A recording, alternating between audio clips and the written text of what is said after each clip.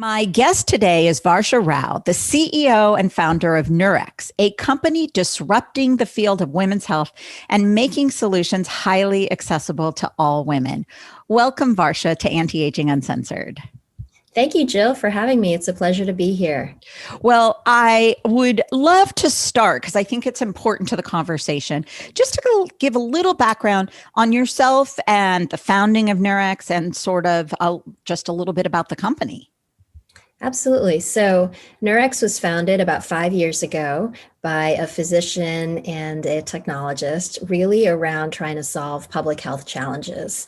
There are about 19.5 million women who live in contraception deserts and felt like that is just a really hard problem. And there's got to be a way for technology to help solve that. And so company really has started out as being a way to provide accessible care for women, largely in contraception. And now we have evolved to being the leading telehealth platform serving women ages 18 to 50 across a number of different healthcare challenges. So for many of the women, we use the word telehealth very common, in our everyday language these days, right? But it's still relatively a new term for people. What do you define it as in your world? We view Nurx as a platform to get end-to-end care. So it's the ability to basically not leave your home and have high quality consultations with a provider. We do it all asynchronously, so it's actually on your time and on your schedule, but also, and then to be able to get a prescription, to get labs ordered if you need them, and you can actually do the process at home, and then ultimately to get the medication also delivered to your home. So that's what we talk about when we say end-to-end care. It's really about being able to have quality consultations with high quality providers, getting the advice then that you need, a prescription that you need, a lab test, and then ultimately a prescription, all without leaving your home. Barely without leaving your bed, it sounds like. That sounds amazing. It was talked about for many years, but now we're seeing it more than ever, during this pandemic, and we've shifted. And now I think more and more people are liking this idea of still getting quality care from at a distance. So kind of exciting times.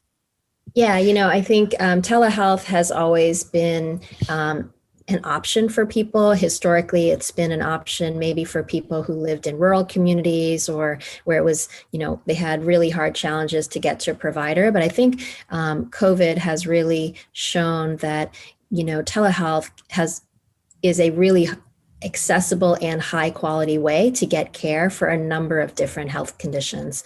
And so it's really gone from being that second or third level, third option to a primary option for many, many people.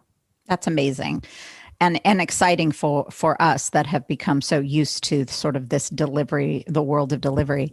So let's talk about migraines. This is our topic today that we're going to focus on. Maybe you can dive into why migraines for Nurx, what you're doing, and define migraines for the audience. Yeah, so in terms of why migraines, as I mentioned, our mission is really to be the leading telehealth platform for women ages 18 to 50 and hopefully ultimately 50 plus. And we've started off with contraception in the sense that that was a place where we knew we could serve women just as they were kind of in one of their most important healthcare challenges in their late teens and early 20s. And then we really listened to women to understand what are the other important healthcare challenges that they are facing. And migraines has really risen to the top. It's there are about 39 million people in the US that suffer from migraines. 85% of them are women. And we knew that a large percentage of our patients told us that migraines were a key challenge for them. And so we just felt like it was critical. Migraine is most common between the ages of 18 and 44. And, roughly 1 in 4 women will experience migraines in their lives. And so these were some of the compelling reasons why we felt like we really wanted to tackle this problem. So how do we understand just the basics? I don't need deep science, but the basics between, your average pop a pill, over the counter pill headache to what a migraine is. Yeah. So, migraine headaches are usually on one side of your head. You have this throbbing, it's incredibly painful, and they're often associated with nausea, vomiting, dizziness, confusion, maybe some sensitivity to light, smells, or noise. And they usually last between like 4 and 72 hours. Tension headaches, on the other hand, are felt on both temples usually, and more of a pressure or tight feeling rather than a throbbing, and not typically associated with, vomiting, nausea, or dizziness. So they can last also for a couple of days, but it's really more being both sides of your head, tightness rather than throbbing, and not having that nausea, vomiting, or dizziness. What are some of the triggers that bring on a migraine? Yeah, this is something that is really, it's really surprising to see how many triggers there can be. And, just a little personal information, I actually suffered from migraines for about 15 years. And so it was a constant learning process to, sort of see like, okay, I did this and then I got a migraine. I mean, it was very, for me, it was very much associated with, kind of monthly menstrual cycle, which is what is quite common for, for women, but it's also other things. So screen time, skipping a meal, just differences in your body needs to eat on a relatively regular schedule. And so skipping a meal can be a trigger. Allergies can sometimes be triggers in the sense that, especially if they cause sinus headaches and sinus conditions. The type of birth control that you're on, if, birth control typically kind of helps to manage out, even out the levels of estrogen that you're getting. So if you're on a birth control where, you've got a placebo that can, and it's kind of going up and down, the type of birth control, powerful smells. I used to find that perfume would just give me a headache, a migraine, and it would like throw me into a spiral for, a couple days. And so, and it's also stress and even emotions like grief, really powerful emotions that, cause anything around anxiety or things like that. So these are some of the triggers. There's a lot of dietary triggers as well. So, I think people really have to be careful about what they're eating. Some common food triggers are cheese, meats, fruits and vegetables like bananas, avocados. Not avocados. I know. When I say meats, it's a lot of like cured and processed meats, things that have like MSG and nitrates. Alcohol can be a trigger, red wine and beer, and then caffeine. And caffeine is interesting. It can be a trigger.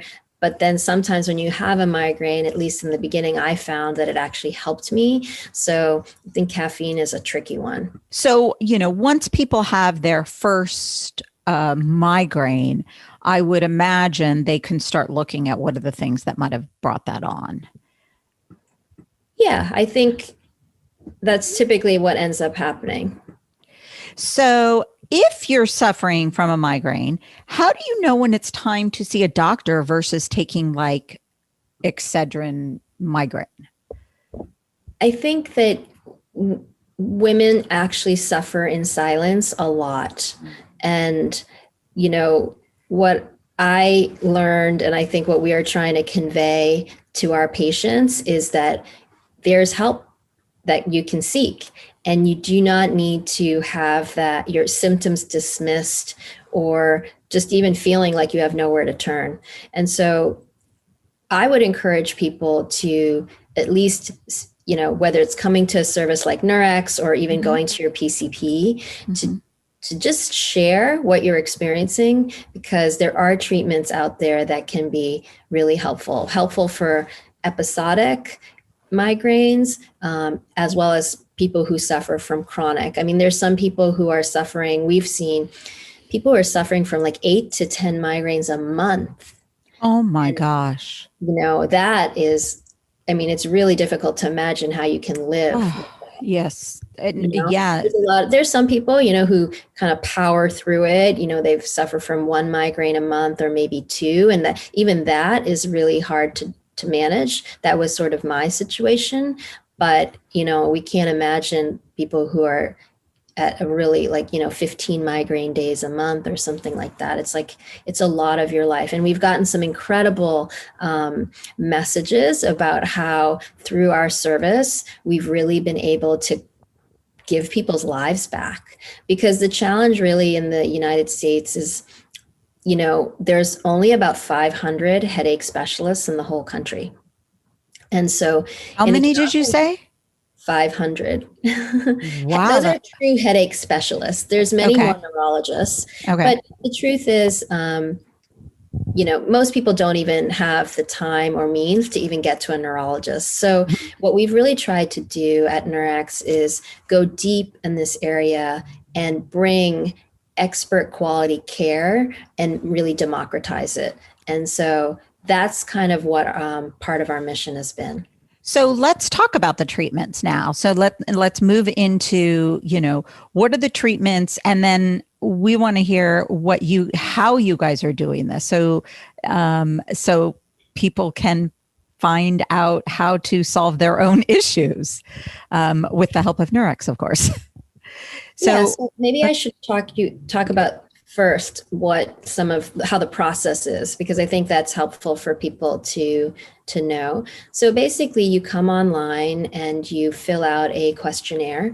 It's really simple. It's very similar to what you would do in a doctor's office or a headache specialist's office. And our evaluation was actually designed by headache specialists. And as a part of that kind of questionnaire process, or what we call the evaluation, we ask you to do a very short virtual neurological exam, just to make sure that there's nothing more serious that you could be experiencing, where you might want to encourage you to get to a emergency room or in-person healthcare provider right away. And then our providers, actually our trained headache team, our trained migraine team, will evaluate each person's case. We often message patients back and forth if we have follow-up questions, and patients respond. And then we'll provide a treatment regimen, a treatment plan. And then we'll have that treatment plan either mailed to you, which is what most of our patients actually want, or you can pick it up at your local pharmacy. And so there are medications that are prescription level, not over the counter, that are more targeted towards migraines.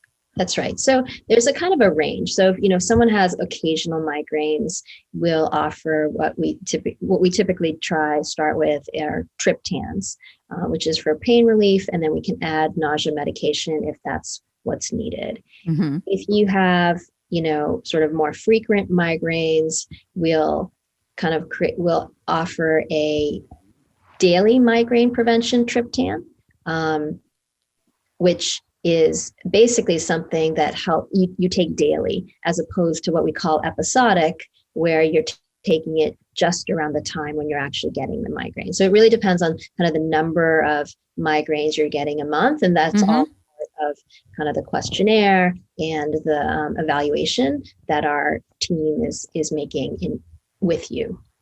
And then we also have medication that's more focused on people who are experiencing tension headaches.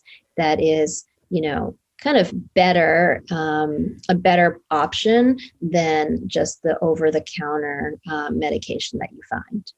Oh, that's great. I didn't know that. I raised my hand when you said that. I I deal with them, so not a lot, but every on occasion, and it's one of those things you want to be able to treat it and not start dialing in when you need it at that moment. So that's great. So people can be basically people come and get evaluated, and then sent a treatment plan based And on what medication. their needs are based. Sorry, I didn't mean to interrupt, but and medication as well.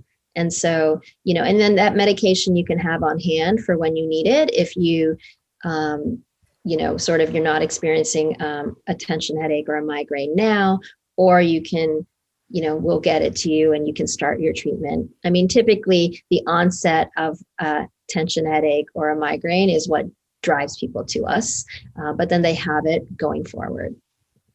I love it. So I'd love to also, if you could just quickly share before we sort of sign off today, is talk to me about the other areas. So many of our women, have children. And so I know you are, whether they're young children or teens, you cover a lot of other areas. And so I'd love to hear, I remember you mentioning something about the sensitive issues, the ones we're not always talking about, the stuff that's going on behind closed doors. What are the things that Nurx is working on? Yeah, so, we started off focused on contraception and birth control, and that is it's a sensitive topic for many people. And so we wanted to, in general, our ethos is to really create an environment where people have, they can feel there's a high degree of trust, control. We try to put control in patients' hands. And we also want to remove any stigmas. And so we really care about education and communication and privacy. So contraception is one area. We've now also expanded into what we call sexual health, but like STI treatment and testing. The CDC recommends that, anyone who's sexually active with more than one partner should get tested every year. And so that is, and actually for some of these services, the age range really grows even much higher than 50. I bet.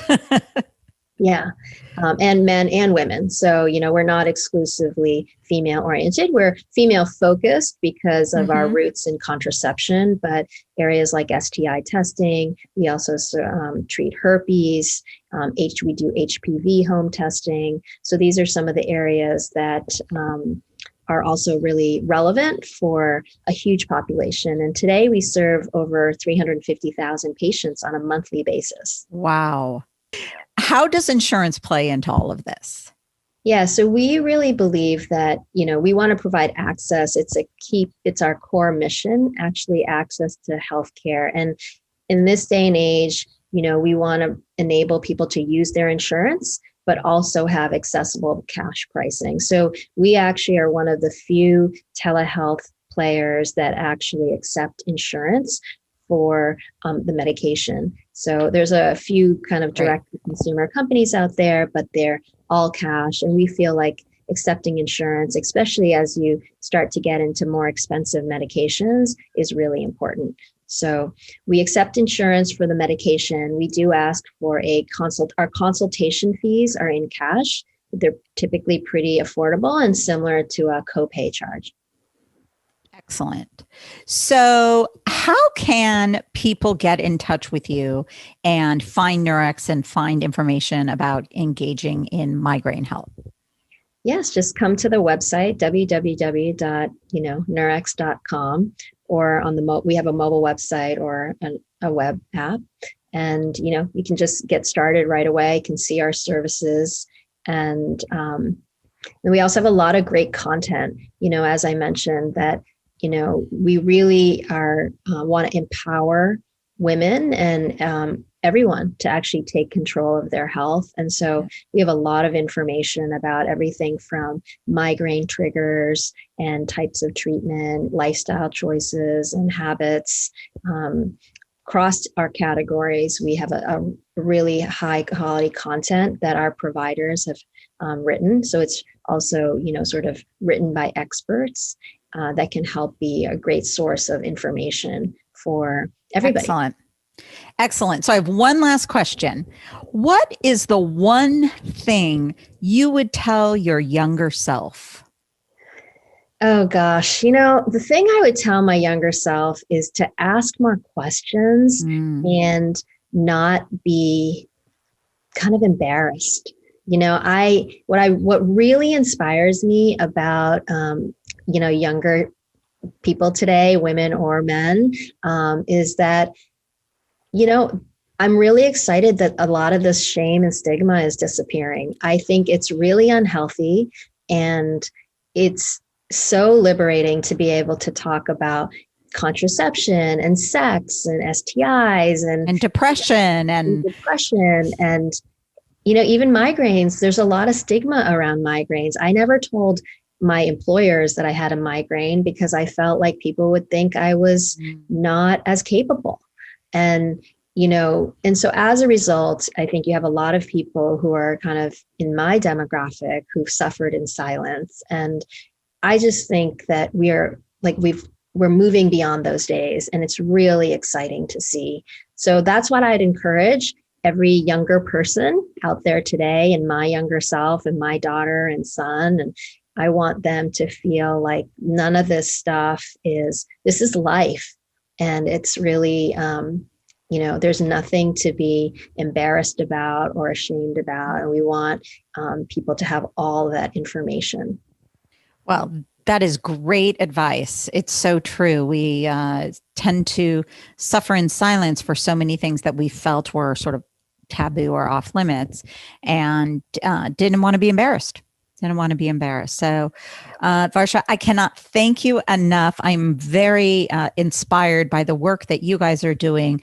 I love that the accessibility part of this. It helps not only people get access, but to stay compliant, meaning that they stay consistent with the protocols that a physician recommends, which is usually one of the most difficult parts of staying healthy. So, and being treated properly. So thank you so much. Can't wait to hear more about what you guys are doing over the years, and have a fantastic day. Thank you, Jill. It's such a pleasure to be able to be here. I really appreciate it.